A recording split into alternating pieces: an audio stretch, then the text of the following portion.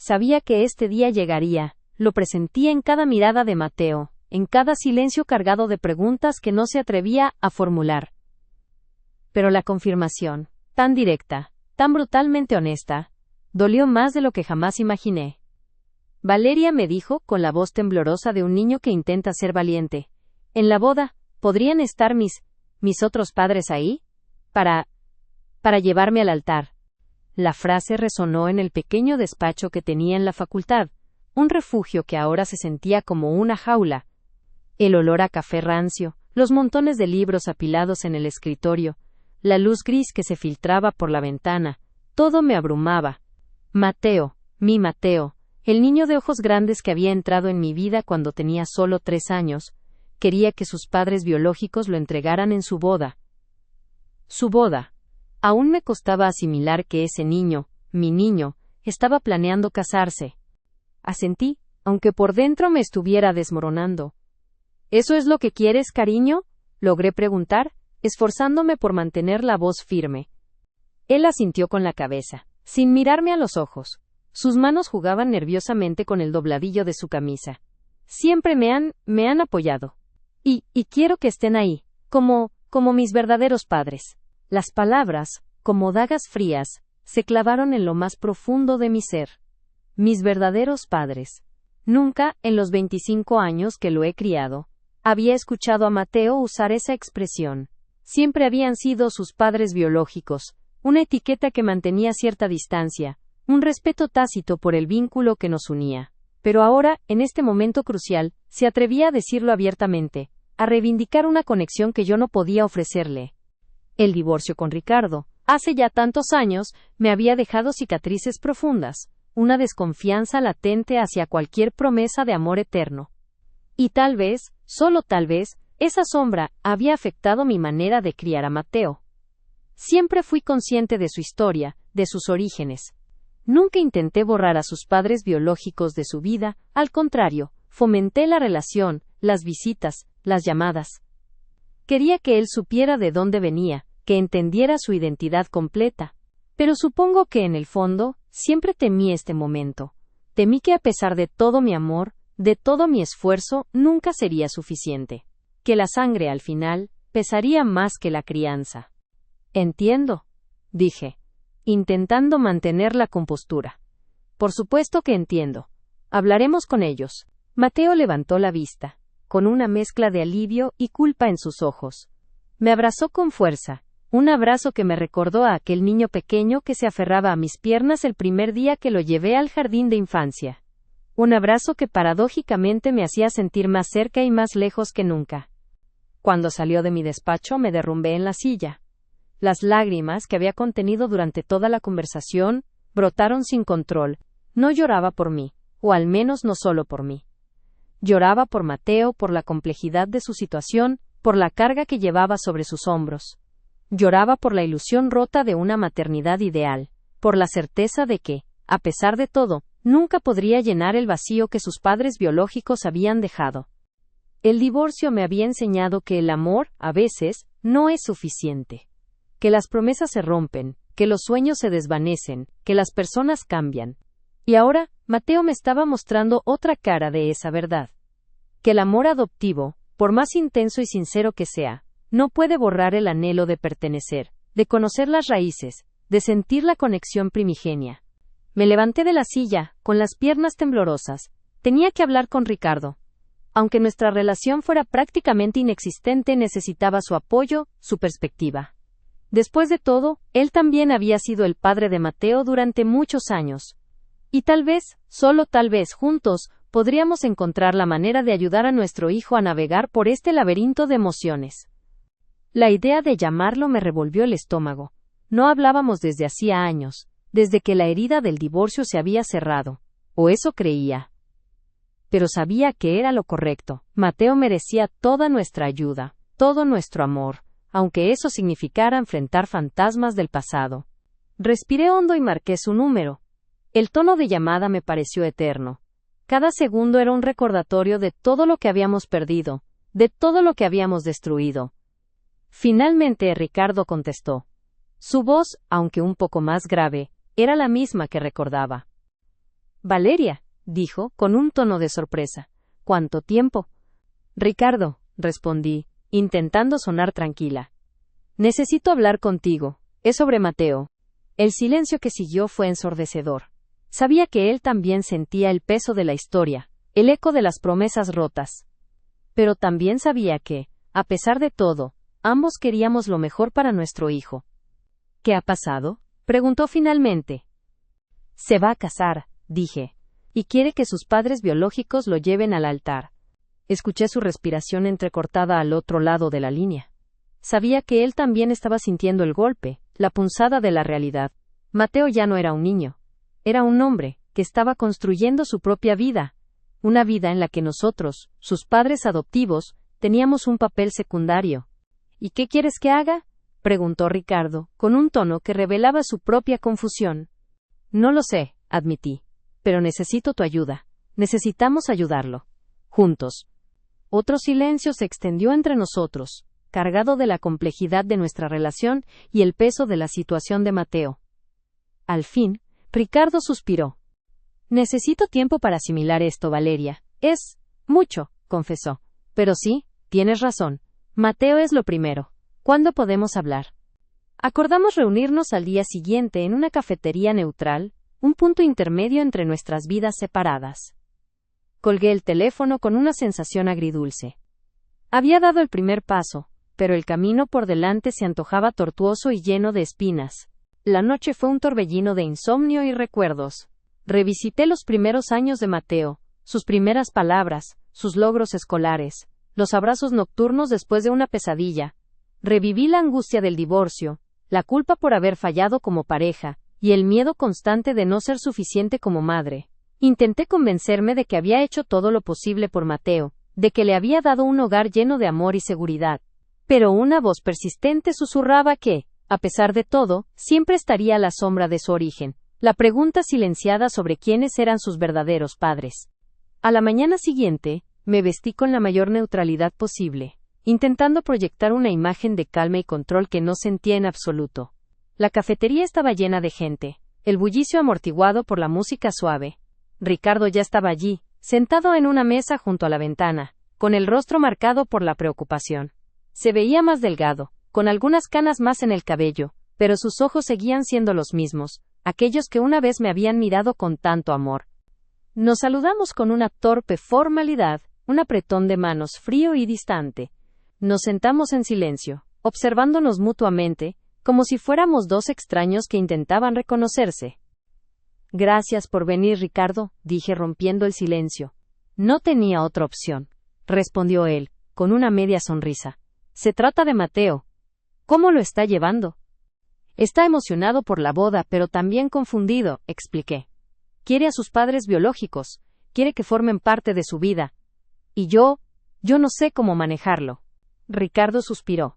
Yo tampoco. Siempre supe que esto llegaría, pero nunca pensé que me afectaría tanto. Me siento reemplazado. Sus palabras resonaron en mi interior. Yo también me sentía reemplazada, marginada, relegada a un segundo plano en la vida de mi propio hijo. Pero sabía que no podíamos permitir que nuestros sentimientos personales interfirieran con la felicidad de Mateo. Tenemos que ser fuertes por él, Ricardo, dije, con voz firme. Tenemos que apoyarlo en lo que necesite, aunque eso signifique dejar de lado nuestro orgullo. ¿Y qué propones?, preguntó él con un tono de cautela. Creo que deberíamos hablar con los padres biológicos de Mateo, respondí. Conocer sus expectativas, entender su punto de vista. Y luego, juntos, decidir la mejor manera de abordar la situación. Ricardo asintió lentamente. Es una buena idea. Pero, no será fácil, Valeria. Hay mucha historia entre nosotros. Lo sé, dije. Pero tenemos que intentarlo, por Mateo. Bebimos nuestro café en silencio, sopesando las implicaciones de nuestra decisión. Sabíamos que nos enfrentábamos a un camino lleno de obstáculos, pero también sabíamos que no podíamos rendirnos. El futuro de Mateo, su felicidad, dependían de ello. Esa tarde, llamé a Sara, la madre biológica de Mateo. Su voz, suave y cordial, me sorprendió. Habíamos hablado pocas veces a lo largo de los años, siempre en un tono amable pero distante. Valeria, qué sorpresa, dijo. ¿Está todo bien? Sara, necesito hablar contigo, respondí, con un nudo en el estómago. Es sobre Mateo y su boda. Un silencio expectante siguió a mis palabras. Podía sentir la tensión al otro lado de la línea. Finalmente, Sara respondió con cautela. ¿Ha pasado algo malo? Mateo está bien, ¿verdad? Mateo está perfecto, aseguré rápidamente. Se va a casar, ¿sabes? Sí, lo sabemos. Estamos muy felices por él, respondió Sara, con un tono de alegría que parecía genuino. Ha encontrado una chica maravillosa. Eso es. Sí, lo es, murmuré, sintiéndome un poco desubicada. Verás, Mateo, él tiene una petición para el día de la boda. ¿Una petición? Tomé aire profundamente. Quiere que tú y Daniel lo llevéis al altar. El silencio volvió a inundar la línea, esta vez más largo, más denso. Imaginé a Sara, con su pelo rubio recogido en una coleta, sus ojos azules ligeramente entrecerrados mientras procesaba mis palabras. Ya veo, dijo finalmente, su voz ahora teñida de una extraña mezcla de sorpresa y cautela. Es un honor, por supuesto. Pero, ¿cómo te sientes tú al respecto, Valeria? Su pregunta me tomó desprevenida. Había estado tan concentrada en el impacto que la noticia tendría en Ricardo, que no había previsto que Sara me preguntara sobre mis sentimientos. Es complicado, admití honestamente. Es su deseo, y quiero apoyarlo, pero obviamente es difícil. Durante 25 años, Ricardo y yo hemos sido sus padres. Es un cambio significativo. Entiendo perfectamente, respondió Sara, su voz suave y comprensiva. Daniel y yo siempre hemos tratado de mantener una distancia respetuosa. Nunca quisimos interferir en la vida de Mateo, ni en la tuya. Solo queríamos estar presentes, ofrecer nuestro apoyo cuando fuera necesario. Y lo habéis hecho, aseguré. Siempre he apreciado vuestra disposición a ser parte de su vida, sin imponerse. Entonces, ¿estás de acuerdo?, preguntó Sara, su voz ahora esperanzada. Necesito hablar con Ricardo primero, dije. Él también es una parte importante de la vida de Mateo, y su opinión importa, pero, si él está de acuerdo, entonces sí. Apoyaremos la decisión de Mateo. Gracias, Valeria, respondió Sara con sinceridad. Significa mucho para nosotros, y para Mateo. Hablemos pronto después de que hables con Ricardo. Colgué el teléfono sintiéndome exhausta pero también aliviada. Había dado otro paso, aunque un paso que me llevaba hacia un territorio desconocido y doloroso. La conversación con Sara me había obligado a enfrentarme a mis propios sentimientos de inseguridad y celos. Había intentado convencerme de que estaba siendo altruista, de que solo quería lo mejor para Mateo. Pero la verdad era que también sentía una punzada de resentimiento. ¿Por qué tenía que compartir este momento, este logro, con otros? No era suficiente el amor que yo le había dado, el sacrificio que había hecho para criarlo. Pero sabía que esos pensamientos eran egoístas y mezquinos. Mateo no me estaba rechazando. Simplemente estaba reconociendo todas las facetas de su identidad, todas las personas que habían contribuido a convertirlo en el hombre que era hoy. Esa noche, después de una larga conversación con Ricardo en la que ambos expresamos nuestros miedos y frustraciones, llegamos a una decisión. Apoyaríamos a Mateo. Hablaríamos con Sara y Daniel, y juntos encontraríamos la manera de hacer que el día de su boda fuera perfecto, para él y para todos los que lo amaban. La tarea no sería fácil, pero estábamos decididos a intentarlo, porque al final, el amor por Mateo era más fuerte que cualquier resentimiento o inseguridad. Y eso, al menos, era algo de lo que podía estar segura. Los días siguientes fueron un torbellino de llamadas telefónicas, reuniones improvisadas y correos electrónicos cargados de diplomacia. La primera reunión a 4 bandas, entre Ricardo, yo, Sara y Daniel, fue un ejercicio de tensa cordialidad. En un salón privado de un restaurante discreto, intentamos navegar por un mar de emociones complejas y expectativas divergentes. Sara y Daniel se mostraron comprensivos y respetuosos, conscientes de nuestra posición como padres adoptivos. Daniel, un hombre alto y corpulento con una sonrisa amable, dejó claro desde el principio que su intención no era usurpar nuestro lugar en la vida de Mateo, sino simplemente ofrecerle el apoyo y el amor que siempre habían querido darle. Queremos que Mateo sepa que siempre hemos estado ahí para él, dijo Daniel con voz grave. Que estamos orgullosos del hombre en el que se ha convertido. Y si eso significa llevarlo al altar, lo haremos con gusto.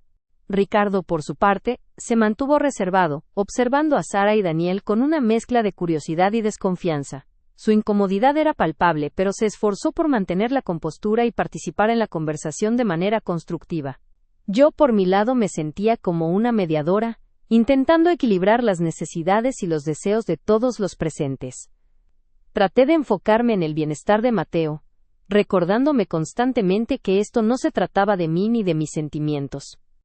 Después de horas de discusión, llegamos a un acuerdo tentativo. Sara y Daniel llevarían a Mateo al altar, tal como él lo había solicitado. Ricardo y yo nos sentaríamos en primera fila, junto a la familia de la novia, para mostrar nuestro apoyo y amor incondicional. Sin embargo, la logística del evento planteaba otros desafíos. ¿Quién pronunciaría el discurso? ¿Quién bailaría con Mateo el tradicional baile del padre e hijo? ¿Cómo integrar a ambas familias en las fotos? Cada detalle parecía un campo minado de posibles conflictos y susceptibilidades. Decidimos abordar cada problema por separado, buscando soluciones creativas que pudieran complacer a todos. Acordamos que Ricardo y Daniel pronunciarían discursos cortos y emotivos, resaltando las cualidades únicas de Mateo y expresando su orgullo por el hombre en el que se había convertido. Para el baile, decidimos romper con la tradición y organizar un baile a 4 bandas, en el que cada padre bailaría con Mateo durante una parte de la canción. A medida que avanzaban los preparativos para la boda, pude sentir que la tensión entre nosotros disminuía gradualmente. Las reuniones se volvieron menos formales, las conversaciones más relajadas. Comenzamos a conocernos mejor, a comprender nuestras historias y a apreciar nuestras diferencias. Descubrí que Sara era una mujer inteligente y sensible, con una profunda conexión con Mateo. Daniel resultó ser un hombre sencillo y honesto, con un gran sentido del humor y un corazón generoso. A pesar de nuestras diferencias iniciales, comenzamos a formar un vínculo, una conexión basada en nuestro amor, compartido por Mateo. Ricardo, por su parte, se mostró más abierto y vulnerable, compartiendo sus miedos y esperanzas para el futuro de Mateo. Me sorprendió su capacidad para perdonar y dejar atrás el pasado. Supe que, a pesar de todo lo que habíamos pasado, siempre tendríamos un lazo irrompible, nuestro amor por nuestro hijo. El día de la boda llegó como un torbellino de emociones. Ver a Mateo, vestido con un elegante traje radiante de felicidad, me llenó de una alegría indescriptible. Mientras lo veía caminar hacia el altar, del brazo de Sara y Daniel, sentí una profunda gratitud por tener la oportunidad de ser parte de su vida. Ese día, aprendí que la familia no siempre es la que uno elige, sino la que uno construye. Aprendí que el amor puede trascender las barreras del tiempo y la distancia, que el perdón es posible, y que la felicidad se encuentra en compartirla con los demás. Y sobre todo, aprendí que ser madre no es solo dar a luz, sino amar incondicionalmente, apoyar sin reservas y celebrar cada paso del camino, sin importar quién camine a su lado. La ceremonia fue un torbellino de emociones. Las palabras del oficiante, las miradas cómplices entre Mateo y Sofía, la novia, los aplausos y las lágrimas contenidas, todo se sumó a una atmósfera cargada de amor y esperanza. Cuando Mateo y Sofía intercambiaron votos, sentí un nudo en la garganta. Ricardo me tomó la mano, un gesto inesperado pero reconfortante. Sentí su palma cálida contra la mía, un recuerdo de tiempos más felices, un símbolo de la conexión que aún nos unía a través de Mateo. El baile fue un desastre encantador. Ricardo y Daniel chocaron accidentalmente mientras intentaban tomar la iniciativa, provocando risas entre los invitados. Sara, con una elegancia natural, guió a Mateo con suavidad, susurrándole algo al oído que lo hizo sonreír. Cuando fue mi turno, sentí un torrente de emociones. Lo abracé con fuerza, sintiendo la familiaridad de su cuerpo contra el mío, el eco del niño que una vez acune con acento agudo en mis brazos. Estoy tan orgullosa de ti, le susurré al oído, con la voz temblorosa. La recepción fue una fiesta vibrante. Sara y Daniel se mezclaron con nuestros amigos y familiares con facilidad, como si siempre hubieran pertenecido a nuestro círculo. Vi a Ricardo conversando animadamente con Daniel sobre la trayectoria profesional de Mateo, ambos con una expresión de orgullo paternal. La atmósfera era de inclusión y aceptación, un testimonio del amor incondicional que habíamos logrado construir para Mateo. Más tarde, durante la cena, Mateo se acercó a mí con una mirada seria en los ojos. Valeria, dijo tomando mi mano, quería agradecerte. Por todo. Por entenderme, por apoyarme, por amarme. Las lágrimas brotaron de mis ojos. Tú eres mi hijo, Mateo, siempre lo serás. Nada de lo que hagas cambiará eso. Me abrazó con fuerza, un abrazo que duró más de lo necesario, un abrazo que transmitía gratitud, amor y un profundo entendimiento. En ese momento, sentí que todos mis miedos e inseguridades se disipaban. No importaba quién lo había llevado al altar, quién había pronunciado el discurso, o quién había bailado con él. Lo que importaba era que yo era su madre, y él era mi hijo, y nuestro amor era incondicional y eterno. Después de la boda las cosas volvieron a la normalidad, aunque con una nueva perspectiva. Sara y Daniel se convirtieron en parte integral de nuestra familia extendida. Celebrábamos cumpleaños juntos, compartíamos cenas y ocasionalmente, incluso íbamos de vacaciones. Ricardo y yo también desarrollamos una amistad genuina, basada en el respeto mutuo y el amor compartido por Mateo. Un día, Mateo me llamó con una noticia sorprendente. Valeria, dijo, con la voz temblorosa de emoción. Sofía y yo, vamos a tener un bebé. Las lágrimas volvieron a brotar de mis ojos, esta vez lágrimas de pura alegría. Iba a ser abuela. La idea me llenó de una felicidad indescriptible. Mateo, eso es maravilloso, exclamé. Estoy tan feliz por ti y por Sofía, seréis unos padres maravillosos. En ese momento, supe que todo el dolor, el sacrificio y la incertidumbre habían valido la pena.